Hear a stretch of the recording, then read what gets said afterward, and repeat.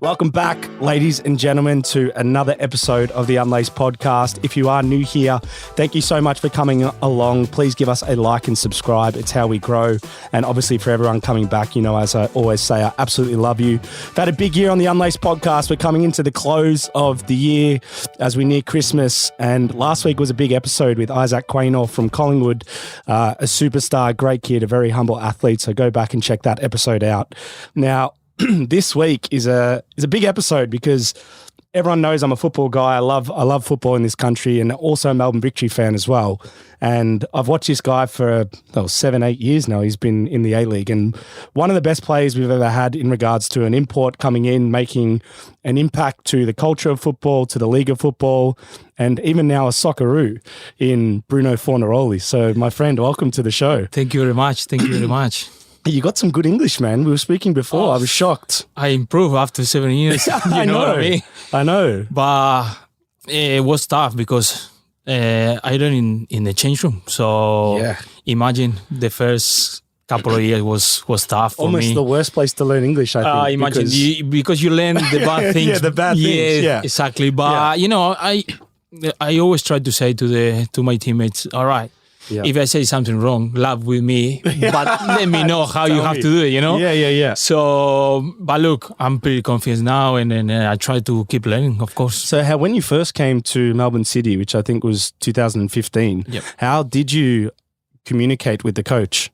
Because if you're fluent Spanish, you had broken English maybe then. But I was John Van Keep in that time, so he's speaking Spanish. He can speak Spanish? Yes, because he coached Guadalajara, I think, in Mexico, and he played for Genoa in Italy. So I speak Italian too. So I didn't have problem with him to communicate. So it was a little bit simple for me. To talk with the coach, but at the same time, I wanna learn because I don't want to be in the change room and the people talking to you are not there. And it's funny because now your kids are more Australian than you. They speak better 100%. English. That's 100%. So you have to learn. And it's tough for me, it's tough because I always, even when I go to school, I pick up them and I speak with the parents, and then my kids look at me like, say, Daddy, please, it's time to go. You know what I mean? Get out. Yeah, get out because I embarrass them. So I try. They teach me. They teach me all the time. Perfect. How's it being back in Melbourne? I know you love this city. You've been gone for a few years. Beautiful, man. I'm enjoy every minute now here. Actually, I'm waiting for my family now. They're still in Perth. Okay. Because kids will finish school now, and we want them to finish, close the year, and be ready to come here and start the new life. It's like it's not even a second home now, almost like the first home in Melbourne, because you were here for so long. You've come back. Your kid, I think your son, you said, was born in Melbourne? Yeah, my son born here, and so family will love the city, and especially for me, playing here in Amy Park is different feeling, and happy. A happy place, yeah. Is there any similar or similarities with Australia and Uruguay? Because I've been to Uruguay. It's one of my favorite places I ever went to on a holiday. In what sense, you say? Like the culture, the beach, the people, very relaxed. Now I feel more like close. Yeah, okay. Because now play for victory is different, and I feel the pressure is on, and the fans is there, and then you have to perform, you have to play well, you have to win. Yeah. And Uruguay, you always have this every single week. Yeah. And then you have to deal with that, and that's what I want. Right. That's what I want to feel. I met some Uruguayan guy when I was traveling after I finished playing. I traveled in Spain and I met someone from Uruguay, and he looked like an Australian from Brisbane. Like he had a surfy blonde hair, and then he starts speaking Spanish. I'm like, what? And he told me to go to this place called Punta del Diablo. Punta del Diablo, yeah. Yeah, and I went there because he goes, it's the best place ever. We say, I don't know if you know here, Byron Bay. Yeah, Byron Bay. I've never been there. He goes, Byron Bay, and this is the same. Yeah? And here, Byron Bay is like full of hippies, and it's a bit crazy. You find like it's similar? Yeah, I went there. It's worse. It's better, but it's more crazy. Yeah. Oh my God, man! I loved it. So from there, I fell in love with Uruguay. Yeah, I need to go to Byron Bay. Man. I didn't go yet, so. it's one of the trip I want to do with my family. Yeah, have to, for sure. Now, did you ever think you would be, because I'm close to this club, like I've been a fan since day one, even though I ended up playing for Adelaide and so forth, but did you ever think you'd ever wear a Melbourne Victory shirt when you first came? Look, I can't say yes, but always when I have to play against Victory was wow. Proper game, you can see the support, you can see the fans behind the team. And as a player, you always want to feel that. Yeah. You know what I mean? And this is one of the reasons when Victory say, we want you here, straight away. Yeah, definitely. I want to be in that side. Yeah. But look, I didn't know, I didn't expect, but this is football. It's crazy, and it's crazy, and now I'm here and I'm enjoying a lot, and I feel like I have that fight again. Yeah. And that made me feel like, you know, I want to compete, I want to be there, I want to win. Straight away, number 10 shirt, everything. It's Bruno, man. He's back. I don't care. I want to be there, and I know, you know, I will be fans, like maybe they will wave to see what I can do. And I have to deal with that, and I'm happy to deal with that. Yeah, exciting. You know what I mean? And yes, that made me exciting. That pressure made me feel good. Made me push every day to be better and try to show that I'm this side now, and I want to be a big part of the club. Definitely. Because when this episode comes out, you'll be getting ready for the Melbourne City game, so the first derby on the other side. But tell me, for you, how big and special the derby game is, because obviously for a fan, for the atmosphere in the stadium, it's one of the biggest games we get to go to. But as a player, there's something special about that game, yeah? It is. Yeah. Every single derby I play in my career, because I'm born in Uruguay, and the derby is so special. Yeah. The country stopped to watch that game. Which is that? Nacional against Peñarol. Okay. So for me, I born with that. Okay. And for me, it's so special. And this one will be so special too. I know. And like I said before, the people expect things from me, and I know that. Yeah. But I try to be ready, and I try to prepare myself every day, because if you prepare yourself, you will have the chance. So yeah. I'm confident, and look, I want to win the game, and I want to score, and I want to, you know, I want to say, like, after the game, the people say, he's one of us. Yeah, I think, you know what I mean. I think already the Victory fans like. Yeah, but maybe I need to convince a little bit more. But you know how it is. But look, I understand, but I'm in this side now, and I want to push hard. For you, because I think now with your experience in the game, maybe not so much a worry, but maybe for a younger player it would be. But when you come into this game and you have such a strong history with Melbourne City, and now you play for Melbourne Victory, do you think about the fans, anything like that? Or are you so focused on what you have to do for Victory in the game? Because I can imagine the Melbourne City fans would probably heckle, they'd probably say Bruno, da-da-da. Yeah, but that made me put me more in the game. Right, okay. So it's not like something like... I'm not I will expect that. Yeah. But that made me more focused. That's a good thing. Exactly. Yeah. So if you think like they sing or whatever against me, put me out of the game, that is for me it's opposite. Yeah, one coach told me it's good if the fans are doing that, because it means you're a good player.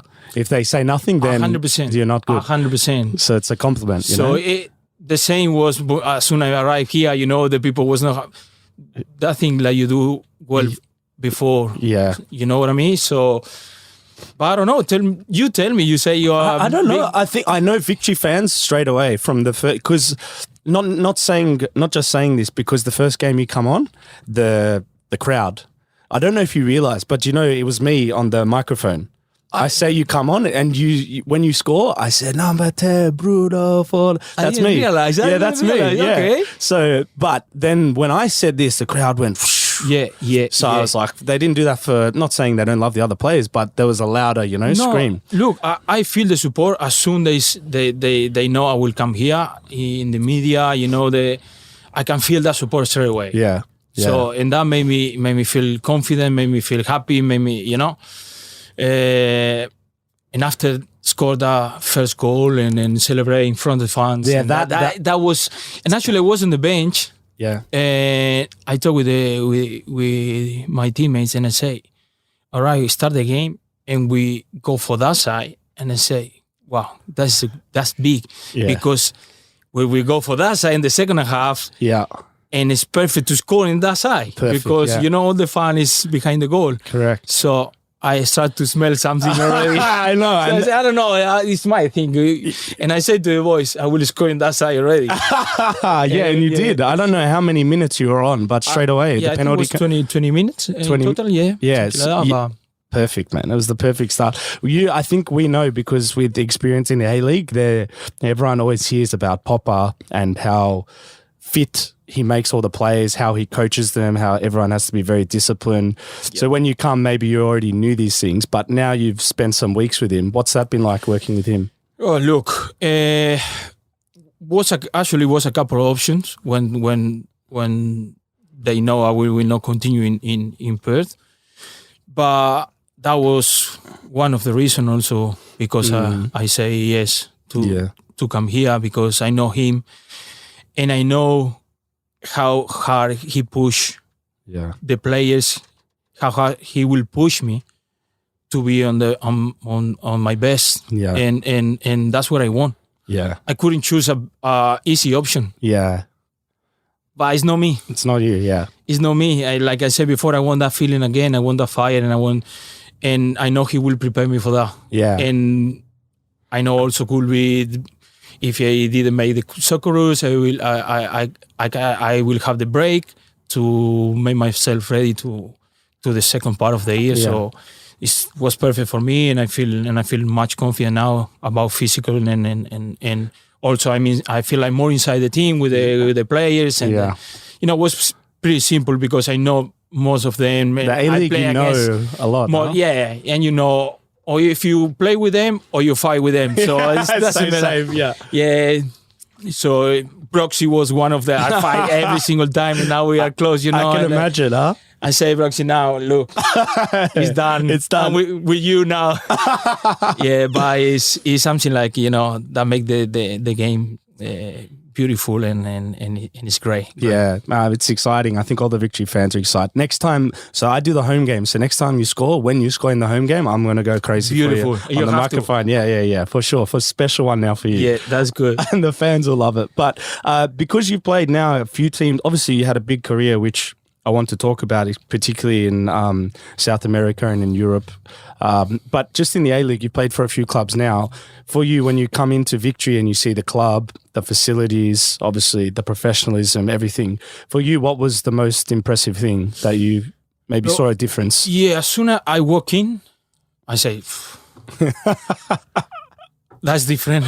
Really, yeah? I feel like a professional player again. Yeah. That was my feeling. Yeah, okay. As soon as I walk in and the office, and I say, how many people work here? Yeah, I know, everyone just working, and everyone, and was very professional in every single things, and then still do it, and then I need something, I need to fix because the family is not here, I need, and the club is there. So that support make you only think about football and what you have to do inside the field. Yeah. So it's pretty simple for us. Yeah, it's a special club.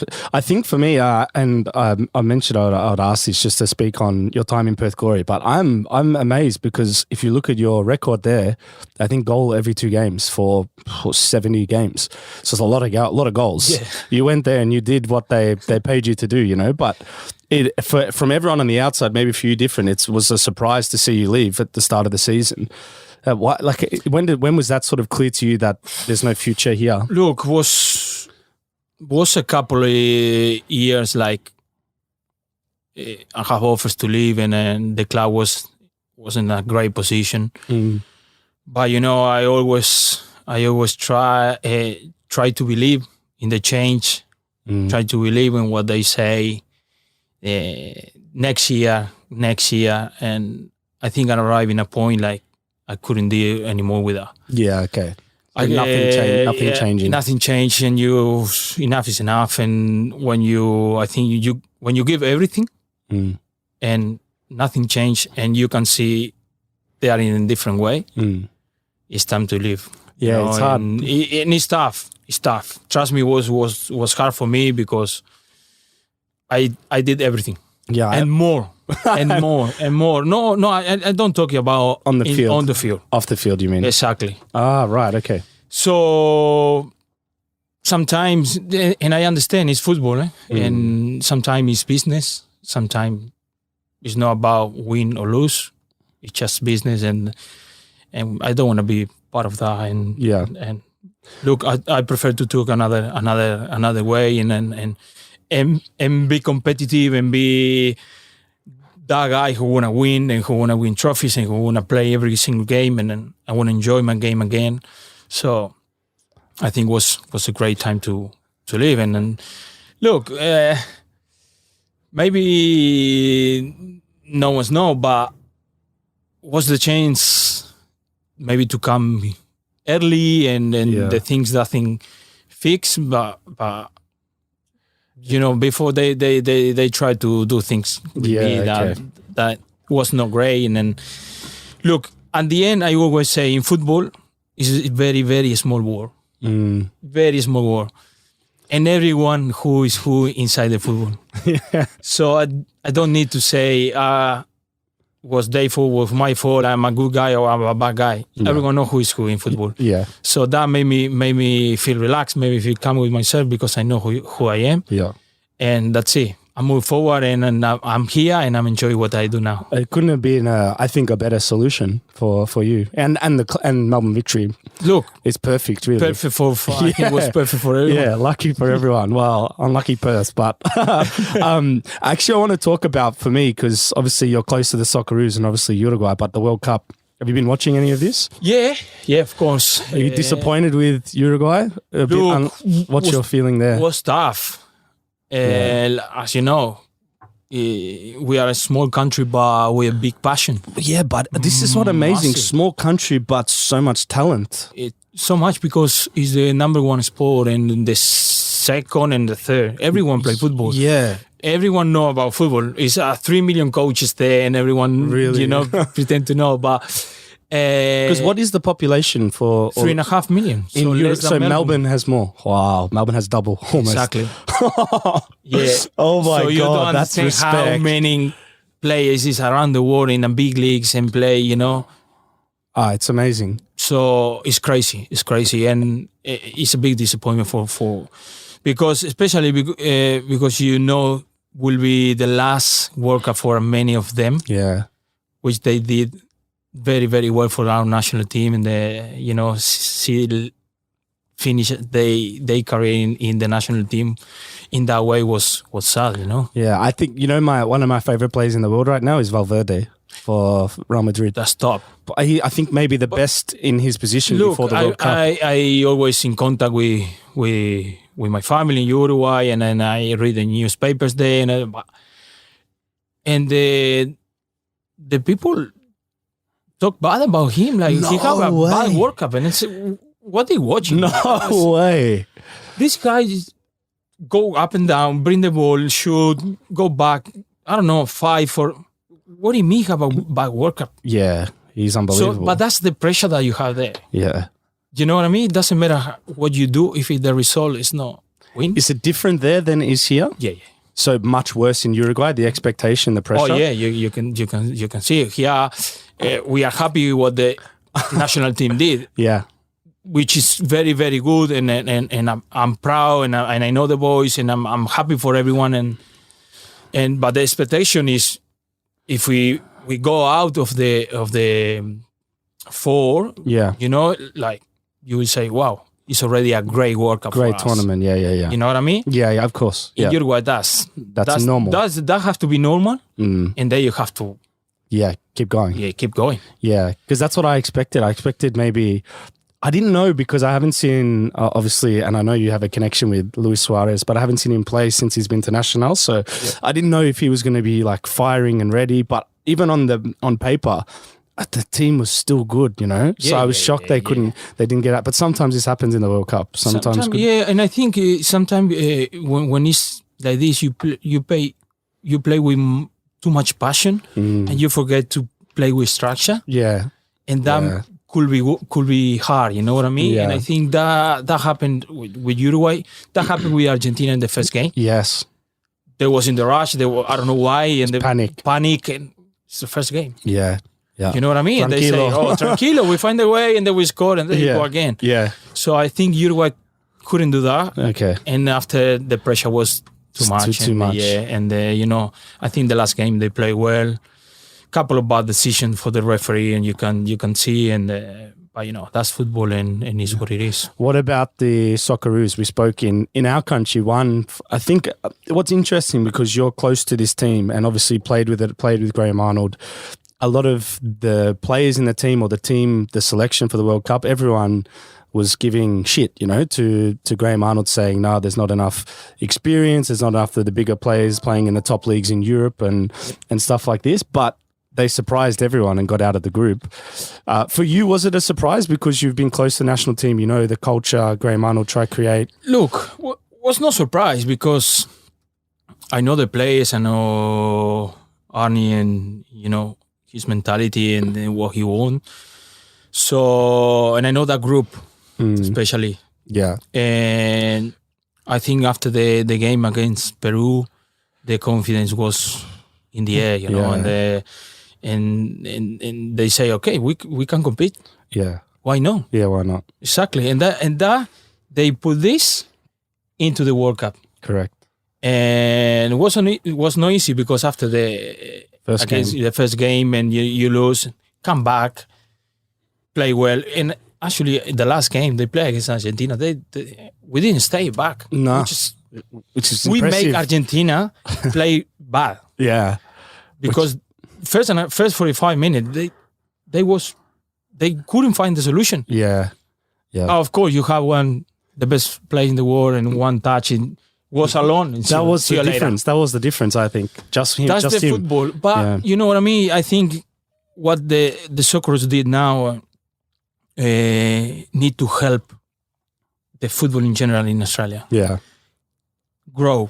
You know what I mean? We need that. We need the kids now start to see, but with a big respect, what I find in these 8 years here in Australia, how I say this is, I don't want to go wrong, but they look like they don't want the football grow too much. Yeah, we say this all the time. The media, they don't want that, because if the football grow a little bit more, they will kill other sports. Yeah, and that will be a problem for too many people here in Australia. Yeah, because football is everywhere. Football is around the world. Football is, you play everywhere, and it's too big. Yeah. So as soon grow here in Australia, ask who will not players will not come here and play in Australia, live in Australia, play in a good ground, with more fans. Yeah. But it's hard. Yeah, I know. There's a statistic that come out for the investment from the government, and football is here. Sailing, sailing in the ocean has more money from the government than we do for soccer. How we can grow? It's impossible, man. It's crazy. We just played at the World Cup. Got out of the group. Especially in a country like this, we will grow so quick if we invest. Yeah. And I can see, more kids now playing football. So as soon like we start to improve and give more money to have more coaches and provide more things to the young players, the football will grow so much quicker. Do you think the qualities here is at the youth level is in comparison to Uruguay? Like, where do you see it? I think we are far. Yeah. Why? Because, for example, now I went for holidays in Uruguay, and I got to watch one game my nephew play, 5 years old. He's training 3 times a week and playing Saturdays. It's already 4 times a week at 5. And play competitive games. I mean, referee and play for points, and and they can play each other if they don't win. And get upset if they don't win. Yeah. Exactly. Yeah.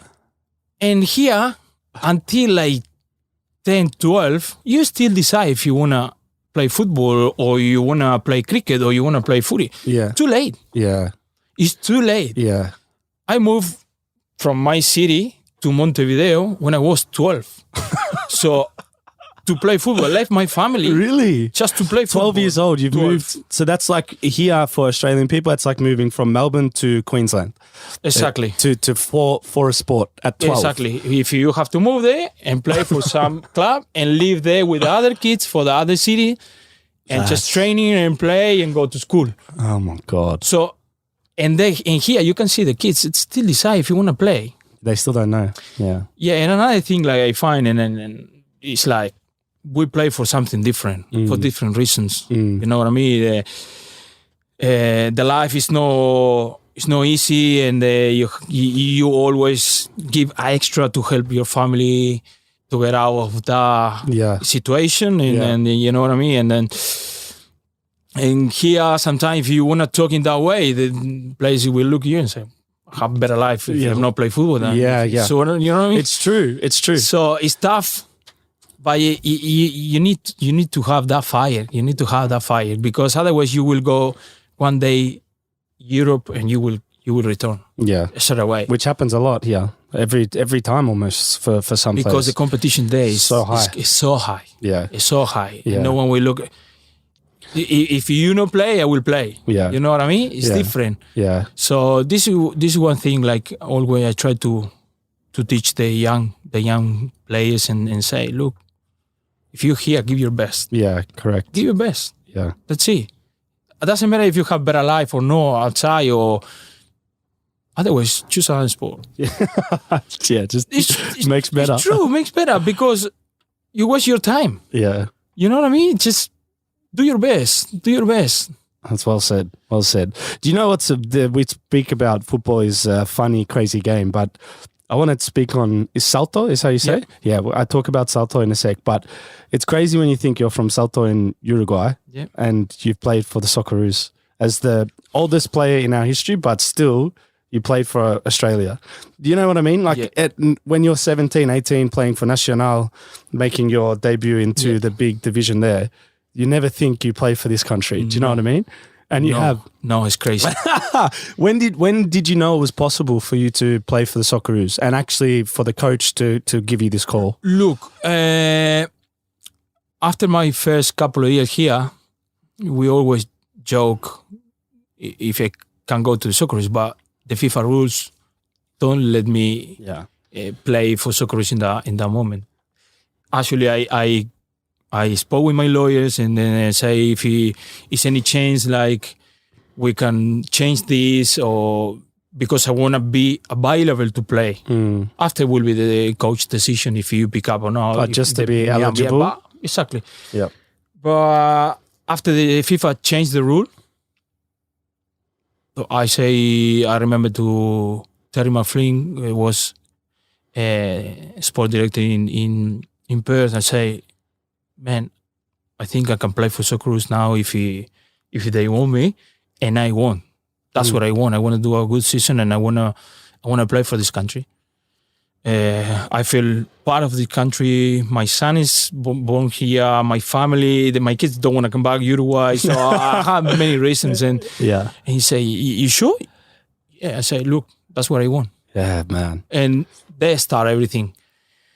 And I receive a call for the Socceroos, and they say, "Look, Bruno, we try to help you in all the paper situation and see where you are with all that things." And then it's coming, like you know what I mean. And actually, I'm lucky that I couldn't take my passport before or 6 months before to be involved, like in couple more games. You know what I mean? And but for me, it was a great experience to play for Socceroos, and then unlucky I get injury after the Saudi game. Couldn't play against Peru. But look, I'm happy to that decision and proud, of course. Still in your mind, you push to go back if you can, or because you haven't retired, nothing. You're still available for selection. That's not the word in my mind. Yeah, I know. Good. I like this. So actually, it's more like I said before. I have the fire. I want to fight. It doesn't matter now. Yeah. You never know. We're talking about football. Is crazy. It is. I will always give my best. The day I will not feel it that anymore. I think that will be the day that I say thank you very much. Yeah. And I go home. Because I think for now, you're at your age, you still, like even I said before you come in here, you look so fit. I don't know if it's the last few weeks of training, but in general, even your game, you still, you don't look, you're 35. Do you know what I mean? Yeah, look, you have to improve, especially when you're getting older. You have to do more things. Take care more about your food, take care more about your training. Yeah. Do different things too. Because you have to compete with young players. Yeah. They go fast, they are strong, they don't get tired. You know what I mean? They training or not training, they are fit anyway. Yeah. So for me, it's important. And like I said before, Popeye he's so, like this, he's so smart in that. It's lucky because you play up here a lot too. Yeah, so you exactly. think a lot. Yeah, and like I say, in this break was great for me. Perfect. I can work a lot in my fitness, and I feel ready. You know, I don't know if everyone listening will know, but Salto in Uruguay, and this is amazing because what's the population for Salto? 120,000. Now, this place is like a golden market for footballers in Uruguay. I cannot believe that Cavani, Suarez, yourself, is there's heaps. I read a whole list of Uruguayan internationals from Salto, but still the two of the best strikers in the world for the last 10 years were from this small town in Uruguay. The same age. And the same age, yeah. You'd be similar age to them too. Yeah. So we say three of the best in the world, huh? We are 87. Because I play... What? So they had three I play with both of them. I play with Cavani. I play in Salto because Suarez born there, and when he was 7 years old, moved to Montevideo with his parents to live there. And then when I moved with 12 years old, I moved with him to play with him all the young. So, we are in the same age. Wow, that's crazy. Why is it so, like, what is happening there that makes you special? Something in the water? I don't know. It's just luck. It's his passion. It's crazy to me. I started to play football when I was 3. That's 3, incredible. I just play there, and then they put me with all the players because I want to play, and I go, And I think the reason now is like all these good players, like you mentioned Cavani, Suarez, Godin, now Valverde, now make the other young players push more. Yeah. And the young kids want to play football. So want to improve, want to training, want more. So that is raise the level. Exactly. Yeah. So for sure, Uruguay will have more young talent coming up soon. Because they see it's possible. They see Valverde score in the Champions League final. They're like, well, he's from around the corner from my house. Bentancur. Bentancur too at Tottenham. Another top level. He's a good great player, And there you will see. I think Uruguay have a lot of young players, a lot of young talent. And that's what I think Australia need. Yeah, definitely. We need our national team make excited the kids to play football. Do you know when we speak about the young kids and when they grow up, they look to the superstars? For me, when I was this young kid, obviously the Socceroos then had an unbelievable team. But the one team in the world that used to make me not sleep at night was Uruguay. Because 2001. And even when we qualified, I still would have nightmares of Alvaro Recoba.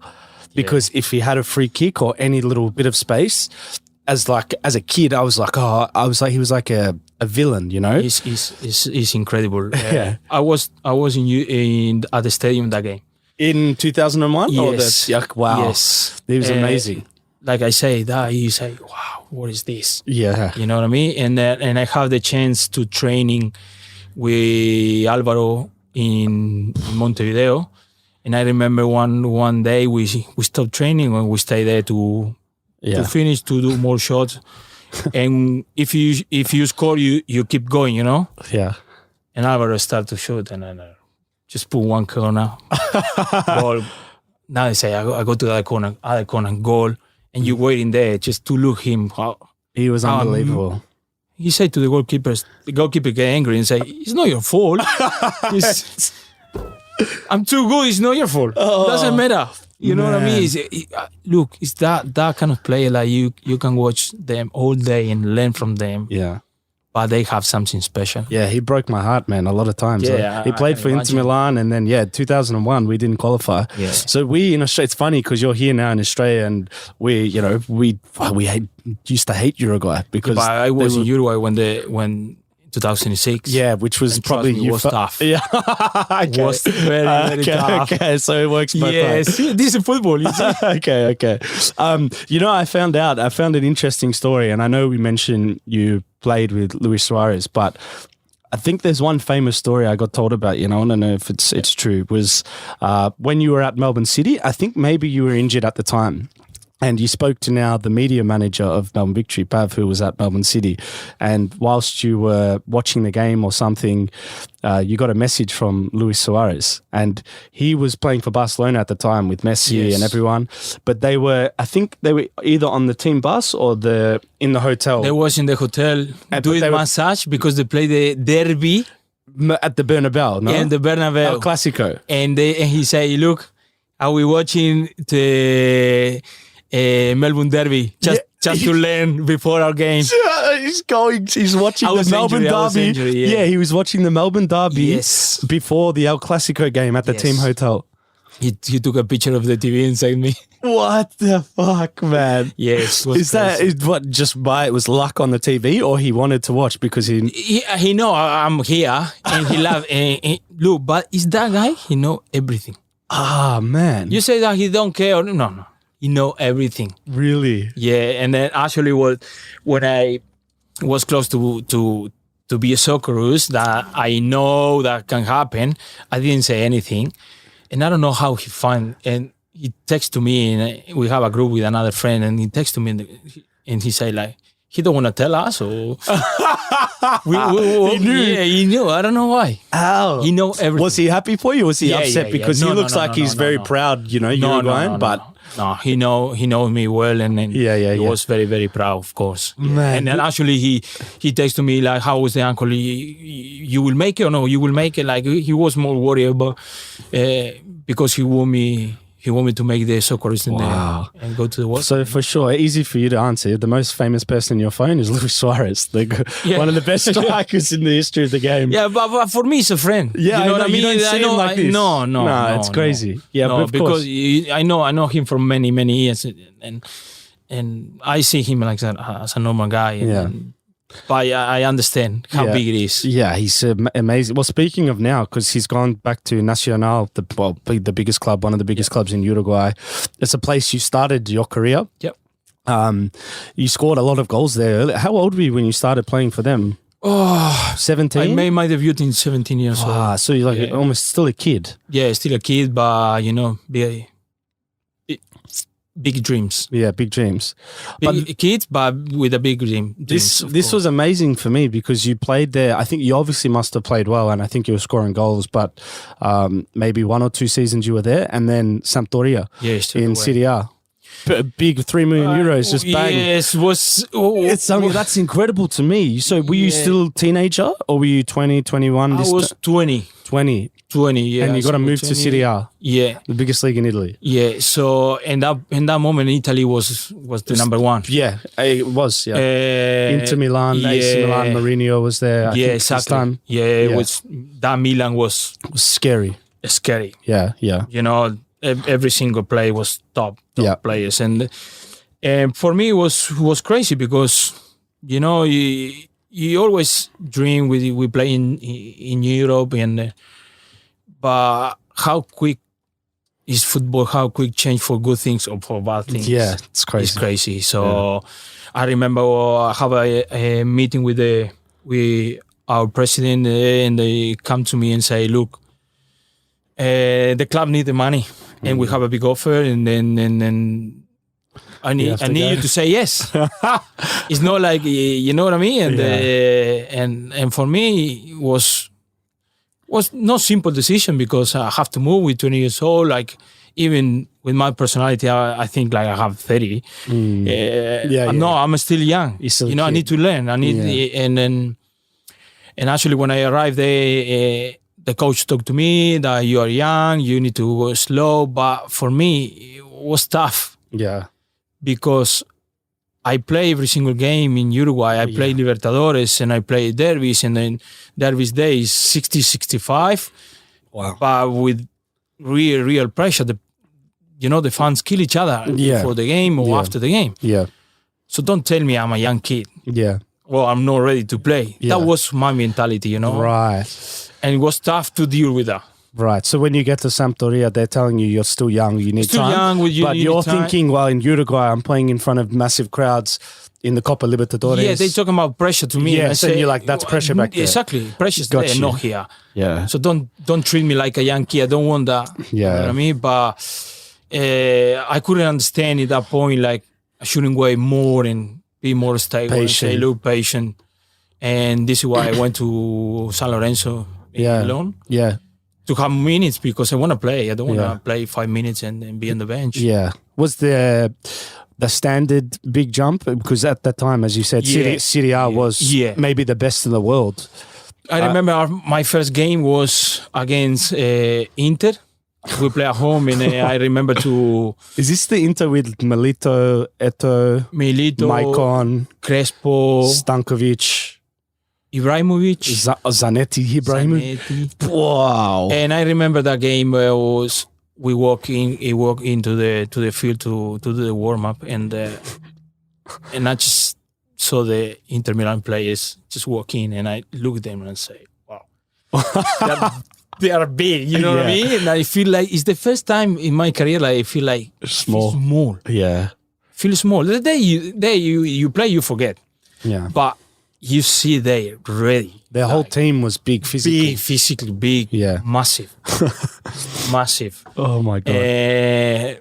But for me it was a great experience anyway. Man, it was amazing because I think you had some experiences through South America, and then you also had an experience with Panathinaikos in Greece. But how was the Greece experience and some of those other experiences? Because it seemed like you obviously, and this is the thing with football I find is, you have the ability, but sometimes the business, it moves you around, and sometimes you just need the break to finally fulfill what you can do. Yeah. I feel like maybe that happened when you came here. Yeah. You finally... have to be everything connect, I think, especially when you're a striker and you need a good season and a stable season. And I couldn't find before, especially in Panathinaikos, was the year like Greece was tough. Yeah. Economy tough. And, we changed I think 4 coaches in one season, and it was impossible. Players disappear one day and they say, well, no, he left. What do you mean he left? And after 2 weeks he come back and say, what's going on? Yeah, what's going on? You can't do that. Oh my goodness. It was so hard to be focused on football. Yeah. Because it was too much going on outside. Yeah. The economy was fucked. And then, of course, everyone can play with the players. Yeah. But no one knows what happened inside. The business. Yeah. Yeah, this is why when we spoke of all the listeners, this is why you appreciate Victory, because exactly you've been in places where this stuff doesn't even exist, or they don't care for the players, Yeah. So it's nice to see. But when did you know Australia, the move to Melbourne City was possible? When did that happen for you? And why was it the right decision you felt? To come here? Yeah, to come here. Yeah. Look, I was playing Libertadores in that time, and I had the chance to move to another countries, and one scout for City Group called me and say, first he told me like we have New York City to go, and I say, can't happen, that's good. And then he say, no, now it will be difficult, but we have Melbourne City and we want you there. So it's the City Group that approached you, not Melbourne City? Yes. Okay. It was scouting for an Argentina.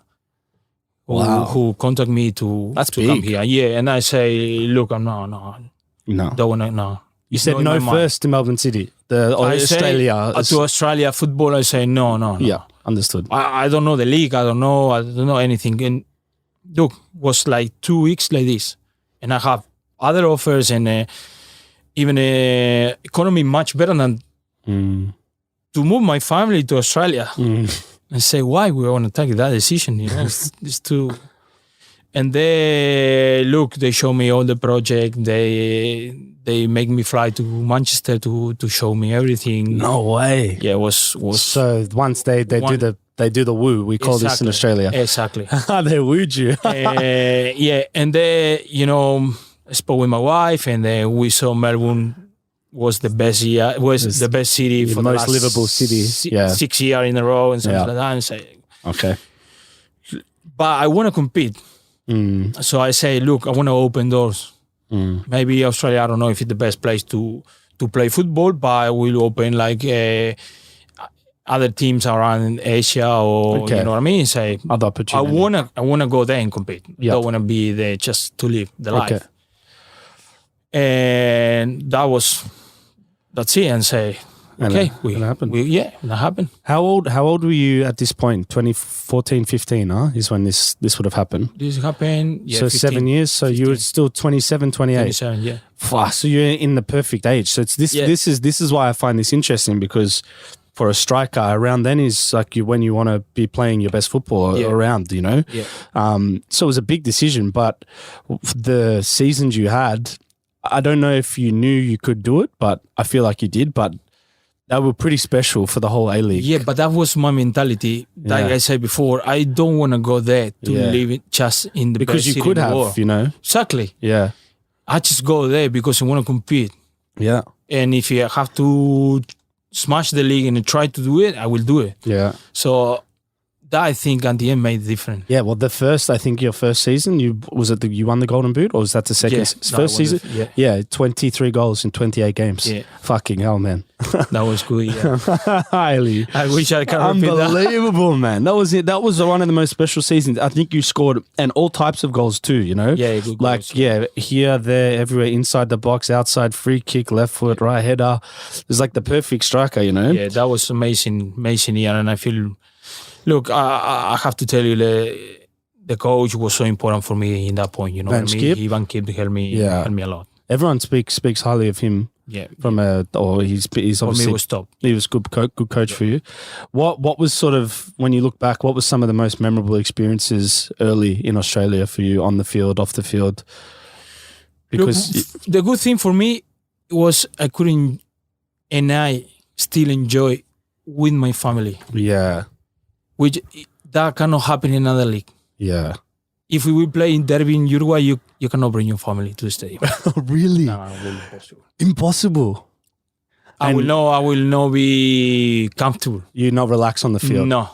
Wow, that isn't crazy, man. No. That's how crazy. That's how serious the derby is in South America and Uruguay. That's the pressure. Okay. You know what I mean? Now the last couple of years they start to play home and away, which was not normal. You always play in the big stadium, neutral stadium, which is worse to bring the family. Now, if you play in your stadium, it's a little bit simple because maybe you can find a box or whatever for the family. But before it was impossible. Wow, impossible. Man. That's amazing. For me, one thing I noticed when you're happy off the field, you're happy on it too. And exactly. I think the first few years in Melbourne City, it seemed like you were very happy on the field. Like everything was happening for you. Maybe the most important player in the league at the time, because you were literally taking a club like City at the time. They were never competitive. They were just starting to get better, and then when you came, then it's like, okay, now they're starting to compete and fight for trophies. So and you in that moment, like I see my family happy outside. My daughter enjoyed to come to the stadium and watch me play, and finish the game and jump in and have time with me. So that I think is the great thing like you can do here in Australia. Yeah. You know what I mean? Because in another league, it's hard. Yeah, it's hard tough to do it. Yeah, that's why maybe you'll stay here if you ever retire, because maybe you play to your 50. I don't know. I try to we hope. But we have just a couple more fun questions now, which for me is more interesting before we finish. Yeah. But just some quick ones. So for you, who is the best player you've ever played with or against in the A-League in your time here? The one that's maybe caught your Diego Castro. Yeah, everyone says him, huh? Wow. Yeah. Wow. What for you is so special about him? It's like you give the ball and you know he will do something. Yeah. With the ball. He will, even if he have players around, no one will take the ball from him. Wow. And I, of course, training with him and go against him and try also to kick him. Yeah, of course. Was my close friend, but I will go for him because I say, this because they don't want to mark it, but I will go and can't. It's tough. I know. I think it's tough. I think maybe sometimes I say this to a lot of people here in Melbourne and even Sydney, because he played for Perth and he's on the other side. We don't see him every week, so he doesn't get the status or the respect maybe he should. And I think he think too much about the family, and he never want to move to this side. Right. He was comfortable there. The family was maybe too comfortable there because could be great to see someone like him in here. Yeah, imagine. That's what I'm saying. If he was here, maybe they would say he's the best player in the history of the A-League. Do you know what I mean? Far. But because he's Perth, only the players that have touched say it. Agree. Not the fan. Look, I had that feeling. Yeah. When you go there, you are there. Yeah. It's far. Here, you already... Yeah. You are again. Yeah, exactly. You are again in the big team. You again here now. You know, you have to improve. You have to play. You have to win. So it's completely different. Okay. Completely different. I'm going to ask you now, your favorite goal in A-League. It's coming. It's yes. Hey, perfect. It's coming. It's coming. It's Absolutely. coming. Oh my god. It's coming. Oh my god. That's the best answer. That's the best answer we've had on the podcast all year. I love it. Last question. So this is something I say to all the guests we get on. So there's 3 traits I say that are important for one person to be successful in sport, in business, whatever. And I want you to pick one of the 3 for you that was the most important. Yeah. They're all important, but for you, the most. And tell me if you don't understand. Yeah. So drive, resilience, comprende? Resilience? Yeah, resilience. Ambition. Wow. They're all important, but for you, what made Bruno Fornaroli so successful, if you had to pick one? That's tough. Yeah. Because I think you have to combine. Yeah, we've never had someone combine. You have to combine. You cannot have one and be successful. Your answer is free, so you can say what you That's my answer. You have to combine because you can have only one thing and be successful. Yeah, you can be all right, but not successful. Yeah. You have to have everything. That's the first one, Brady, we've had combined. You know what I mean? I thought you might say resilience because I think but you have resilience, but you don't have ambition. Yeah. So I have resilience. I come here. I don't have ambition. Yeah. Okay. Gotcha. To be successful with victory. Yeah. Yeah. So you need all 3. But I don't have ambition to win the league. Yeah. To score goals. So it's one go to the other. Amazing. So you have to combine. It's impossible otherwise. If you want to be successful, if you want to be okay. Gotcha. I get it. Understood. Oh, Bruno, I'm excited for your time with Melbourne Victory. I know the fans are going to be behind you. You're going to hear me on the microphone. I'm going to be screaming your name for many times, I hope. So good luck, man, and thank you very much for coming on the show. Thank you very much. I hope to hear very loud my name. Yeah.